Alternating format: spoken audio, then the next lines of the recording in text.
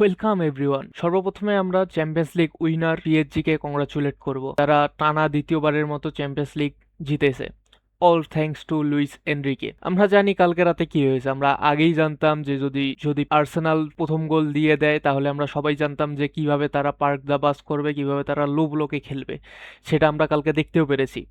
যেটা আমি কালকে প্রিভিউ ভিডিওতেই বলেছিলাম, যদি পিএসজি প্রথম গোল দেয় তাহলে এটা হাই স্কোরিং ম্যাচ হবে, যদি আর্সেনাল প্রথম গোল দেয় তাহলে এটা লো স্কোরিং ম্যাচ হবে, এমনকি টাই ব্রেকারও যেতে পারে। That's what happened. Literally that's what happened. Arsenal 6 মিনিটেই গোল দেয়, যেখানে মার্কিনোস বল ক্লিয়ার করতে যায় কিন্তু ডিফ্লেকশনের কারণে কাই হাভার্টজ বলটা পায় এবং গিয়ে যেখানে হচ্ছে সে গোলটা স্কোর করে। যেখানে আমরা আইকনিক টার স্টেগেন, আমাদের টার স্ট্যাচুর আইকনিক পোজ দেখতে পারি, যেখানে টু বি অনেস্ট সাফানভ সেখানে সেভ করার মতো বল ছিল। ওটা ওটা যে গোল হতো এমন কোনো কথা না, সাফানভ সেভ করা উচিত ছিল বলটা, কিন্তু যাই হোক কাই হাভার্টজ গোল স্কোর করে দেয়। যেখানে আমি টু বি অনেস্ট শক ছিলাম, কারণ আমার তখন মনে পড়তেছিল যে চেলসি এবং ম্যান সিটির চ্যাম্পিয়ন্স লিগ ফাইনালের কথা, যেখানে যেখানে কাই হাভার্টজ একমাত্র গোলটি করে এবং চেলসি ম্যাচটা জেতে। আমি সেইটাই হচ্ছে কিনা সেটাই দেখতে যাচ্ছিলাম, যেখানে আমি প্রথমের দিক দেখলাম। তারপরে যখন দেখতেছিলাম যে হচ্ছে কুইচা করেটসখেলিয়া, যে চ্যাম্পিয়ন্স লিগের বেস্ট প্লেয়ার ছিল এই সিজনে, তার হচ্ছে যখন তার ইনজুরি দেখলাম যে তার পুরো পা ছিলে এবং তার হচ্ছে টাচগুলো ঠিকমতো নিতে পাইতেছিল না। সে সে হচ্ছে বল কন্ট্রোল হচ্ছিল না তার দ্বারাই। তারপরে হচ্ছে ডেমবেলেরও একই কাহিনী ছিল। ডেমবেলেও হচ্ছে সেরকমভাবে ভালোভাবে ফ্রিলি বল টাচ নিতে পারছিল না। এটাকে একমাত্র ভালো খেলতেছিল ডিজায়ার ডুয়ে, যেখানে আমরা দেখতে পারি যে তাদের মিডফিল্ডও ওইভাবে কাজ করতেছিল না এবং আর্সেনাল যেভাবে লো ব্লক খেলতেছিল তার কারণে তারা চান্স ক্রিয়েটও করতে পারতেছিল না। যার কারণে হচ্ছে আমরা দেখি আর্সেনাল ওই এক গোলের পর পুরো 45 মিনিট পুরো বোরিং ম্যাচ যায়। যেখানে হাফ টাইমের পর আবার যখন আমরা দেখতে পাই তখন আবার দেখি তারা হচ্ছে সে পার্ক দা বাসেই খেলে, যেখানে তারা পিক হারাম বল দেখাচ্ছিল। যেটা দেখে এমনকি ডিয়েগো সিমিওনিও লজ্জা পেয়ে যাবে, এই লেভেলে হারাম বল দেখাচ্ছিল সে। তারপর আমরা দেখতে পাই যে যেখানে হচ্ছে আমরা একটি মস্কয়রার দ্বারা একটা ভুল দেখতে পাই, যার কারণে পিএসজি পেনাল্টি পেয়ে যায়। টু বি অনেস্ট মস্কয়রা পুরা ম্যাচ মস্কয়রা ভালো খেলছে, শুধু ওই ভুলের একটা মাত্র ভুল বাদ দিয়ে। যেখানে আমরা সবাই জানি হচ্ছে গ্যাব্রিয়েল মাগালেসের কথা, যেখানে গ্যাব্রিয়েল মাগালেস সে পুরো ম্যাচ ভালো খেলছে, পুরো ম্যাচ ফিনোমেনাম ছিল পুরো ম্যাচ। সে হচ্ছে লাস্টে গিয়ে টাই ব্রেকারে যখন সে হচ্ছে বল উড়ায় দেয়, তারপর থেকে পুরো ন্যারেটিভ চেঞ্জ হয়ে যায়। যে যে ফ্যান্সরা তাকে হচ্ছে সাপোর্ট করতেছিল, যে পুরো ম্যাচের মধ্যে বেস্ট প্লেয়ার ছিল বলতেছিল, তারাই আবার হচ্ছে গ্যাব্রিয়েল মাগালেসের উপর হেড দেওয়া শুরু করে। যেটা আমরা সবাই জানি ফুটবল কতটা ক্রুয়াল, যে এটা এটা হয়ে থাকে, এটা ম্যাক্সিমাম টাইমেই হয়ে থাকে এরকম। যদি আমরা হচ্ছে পিএসজি এবং আর্সেনালের স্ট্যাটসের কথা বলি, যেখানে আমরা দেখি আর্সেনাল পিক হারাম বল দেখি, সেখানে হচ্ছে কারণ আমরা বলতেছি কারণ অপটা স্ট্যাটস হচ্ছে রেকর্ড করার পর থেকে এটাই হচ্ছে কোনো ইউসিএল ফাইনালে লোয়েস্ট বল পজিশন নিয়ে রেখেছিল, যেটা 25% অনলি। লিটারেলি অনলি 25% পজিশন নিয়ে রাখছিল হচ্ছে আর্সেনাল, আর হচ্ছে পিএসজি নিয়ে রাখছিল 75%। যেখানে হচ্ছে আর্সেনাল হচ্ছে 0.51 এক্সি ক্রিয়েট করে, মাত্র 0.51 এক্সি ক্রিয়েট করে, এবং হচ্ছে পিএসজি 1.72 এক্সি ক্রিয়েট করে। বিগ চান্সেস হচ্ছে আর্সেনাল একটা বিগ চান্স পায়, সেটা গোল। এবং বিগ চান্স পিএসজি 3টা পায়, তার মধ্যে তারা একমাত্র গোল স্কোর করে, যেটা পেনাল্টি থেকে এসেছে, যা মস্করার দ্বারা হচ্ছে পেনাল্টি দিয়ে দেওয়া হয়েছিল।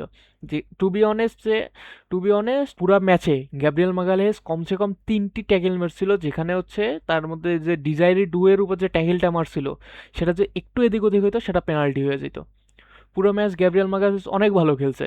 তারপরও যে তার একটি মাত্র বল ক্লিয়ারেন্সের কারণে টাই ব্রেকারে বল সে উড়াই দেয়, পুরা ম্যাচে যেটা ও করে গেছে, পুরা ম্যাচে যেভাবে বল ক্লিয়ারেন্স করতেছিল সেটা ধারাবাহিকভাবে রেখেই সে হচ্ছে পেনাল্টিতেও যায়, সেখানেও বল সে ক্লিয়ারেন্স করে দেয় ওইভাবেই। ওটার জন্য পুরো ফ্যানবেস তার উপর কীরকম হেড দিচ্ছে। এবং আমরা এজের কথা জানি, এজে হচ্ছে মোটামুটি ঠিকঠাক খেলছে, যে আমি মনে করছিলাম এজেকে স্টার্ট করাবে কিন্তু এজেকে স্টার্ট করানো হয় না। তারপরে সে ঠিকঠাক খেলছে। এবং আর্তেটা বলছিল যে আর্তেটা আগে বলতেছিল যে হচ্ছে তাকে হচ্ছে ট্রেনিংয়ে সে কখনো পেনাল্টি মিস করতে দেখেনি, সেই এজে গিয়েই পেনাল্টি মিস করে বসে। That's that's what football is. যেখানে আমরা দেখি হচ্ছে, এবং স্ট্যাটসের কথাই যদি বলি, কর্নার পিএসজি পায় 11টা এবং আর্সেনাল পায় 3টা, যার কারণেই পিএসজি হয়তো এক এক এক গোলেই ড্র করতে পেরেছিল, কারণ আমরা জানি আর্সেনাল কিভাবে তারা আর্সেনাল কর্নার এফসি নামটা পেয়েছে। যেখানে আমরা পাসেস যদি দেখি, পিএসজি করছিল 889 পাসেস, আর হচ্ছে আর্সেনাল করছে 285টা পাসেস, শুধু মাত্র 285টা পাসেস। এবং আমরা যদি স্ট্যাটস বাদে যদি ইন্ডিভিজুয়াল পারফরমেন্সের কথা বলি, তাহলে পিএসজি থেকে উইলিয়াম পাচো এবং জোয়াও নেভেস, এই দুজন পুরো টপ রেটেড পারফরমেন্স দিছে, সাথে ডিজায়ার ডুয়েও, এই তিনজন একদম টপ রেট পারফরমেন্স দিছে। যেখানে মার্কিনুসও ভালো পারফরমেন্স দিছে।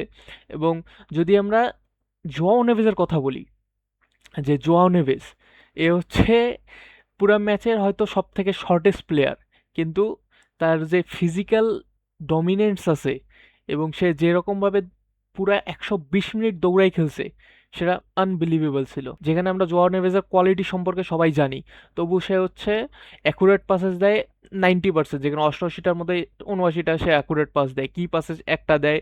এবং বল পজিশন অপোজিশন হাফে নিয়ে এসে 45টা পাস দেয় অপোজিশন হাফে, পাসেস ইন ওন হাফ 34টা ছিল, তাহলে অ্যাকুরেট 36টার মধ্যে, লং বলস অ্যাকুরেট 3টার মধ্যে একটা ছিল। এবং পুরো ম্যাচ সে হচ্ছে বক্স টু বক্স মিডফিল্ডার যেভাবে কাজ করা উচিত সেটা দেখিয়েছে আজকে জোয়াও নেভেস। মার্কিনিসেরও ভালো পারফরমেন্স ছিল, কিন্তু আমার মার্কিনিসের থেকে উইলিয়াম পাচোর পারফরমেন্স অনেক ভালো লাগছে। উইলিয়াম পাচো একটা ডিফারেন্ট বিস্ট বলা যাবে। উইলিয়াম পাচো একটা ডিফারেন্ট বিস্ট। ডেমবেলে গোল স্কোর করে, যেখানে আমরা দেখি ডেমবেলে কোনো ভালো পারফরমেন্স দিতে পারতেছিল না, পরে ইনজুর্ড হয়ে 90 মিনিটে গোনসালো রামোসের দ্বারা হচ্ছে সাবস্টিটিউট হয়ে যায়। এবং কোয়ারেটস খেলিয়ার ওরকম এক ভালো ম্যাচ ছিল না, কারণ আমরা দেখেছি তার হচ্ছে পুরো পাস কি যেভাবে ছিল ভয়ঙ্কর রকমভাবে, সেখানে তাকে 83 মিনিটে হচ্ছে ব্রেডলি বারকোলা দ্বারা সাবস্টিটিউট করা হয়। ব্রেডলি বারকোলা অনেক কয়েকটা চান্স পায় যারা হচ্ছে সে মিস করে ফেলে। এবং আর্সেনাল থেকে যদি কথা বলি, ডেকলেন রাইসের টপ গেম ছিল। ডেকলেন রাইস এবং হচ্ছে ডেভিড রায়া, এরা দুজন পুরো টপ লেভেলের পারফরমেন্স দিচ্ছে, যেখানে মস্কোরাও ভালো খেলছে, মাগালেসও ভালো খেলছে, সালিবাও ভালো খেলছে। কিন্তু ডেকলেন রাইস এবং ডেভিড রায়া এই দুজন একদম টপ রেটেড পারফরমেন্স দিছে। যেখানে হচ্ছে আমরা, আমার মনে হয়েছিল জুরিয়ান টিম্বারকে নামানো উচিত ছিল। মস্কোরাও যদিও ভালো খেলেছে, কিন্তু জুরিয়ান টিম্বারকে অবশ্যই নামানো উচিত ছিল।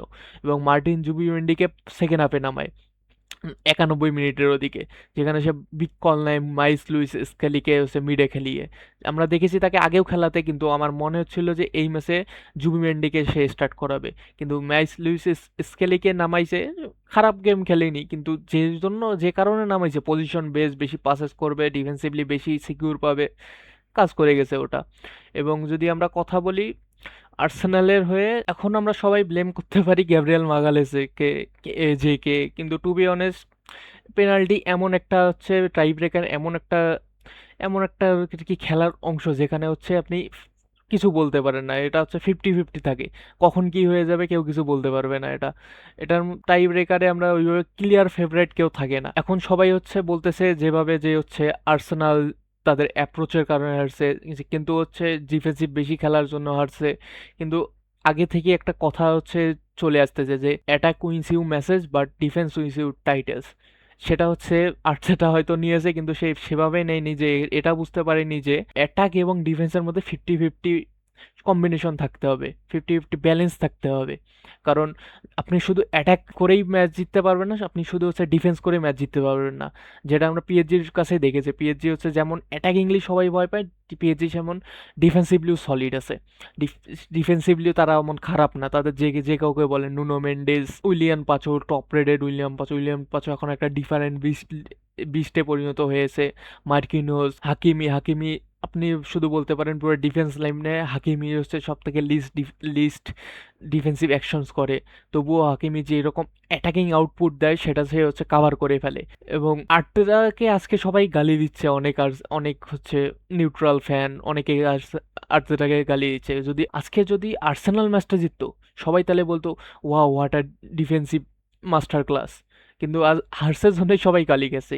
ডিফেন্সিভ খেলাটাই এরকম আর কি, যে যদি হচ্ছে ম্যাচ জিতে বের করতে পারে তাহলে সবাই প্রেজ দিবে, সবার অ্যাপ্রিসিয়েশন পাবে, কিন্তু যদি ম্যাচ হারে তাহলে সবার কাছে গালি খাবে।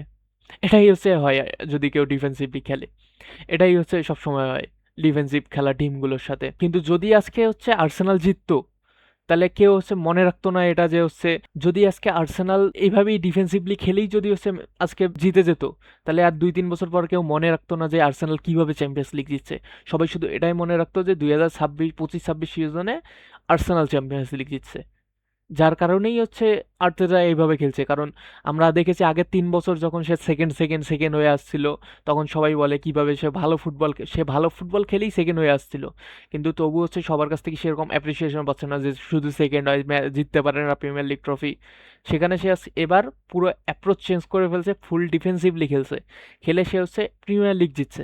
আপনি পরের সিজনেই কথা বলেন, কেউ আর হচ্ছে মনে রাখবে না কিভাবে ডিফেন্সিভলি সে খেলে সে হচ্ছে প্রিমিয়ার লিগ জিতছে। সবাই শুধু এটাই বলবে যে আর্সেনাল 2025-26 সিজনে প্রিমিয়ার লিগ টাইটেল জিতছে। সেটাই হতো যদি সে হচ্ছে আজকে চ্যাম্পিয়ন্স লিগ জিততো। But big congratulations to Lucho, one of my favourite coach to be honest. সে যখন বার্সেলোনায় ছিল তখন থেকেই তার হচ্ছে অ্যাপ্রোচ এবং সে তার হচ্ছে কোচিং আমার অবশ্যই ভালো লাগতো। তার কারণেই সে one of the best coach for me. এবং আমি আশা করি হান্সি ফ্লিক যাওয়ার পর এনরিকে আবার ব্যাক করবে বার্সায়। To be honest that's what I think. কারণ এনরিকেও বার্সায় আসার জন্য ওপেন থাকবে। সে হচ্ছে যেভাবে লিভ করছিল, টু বি অনেস্ট আমার মনে হয় এনরিকেও বার্সায় ব্যাক করার জন্য এগ্রি থাকবে। But that's all. If you like the video then like, comment, subscribe and see you again in next video. My next video probably gonna be squad review of team Argentina.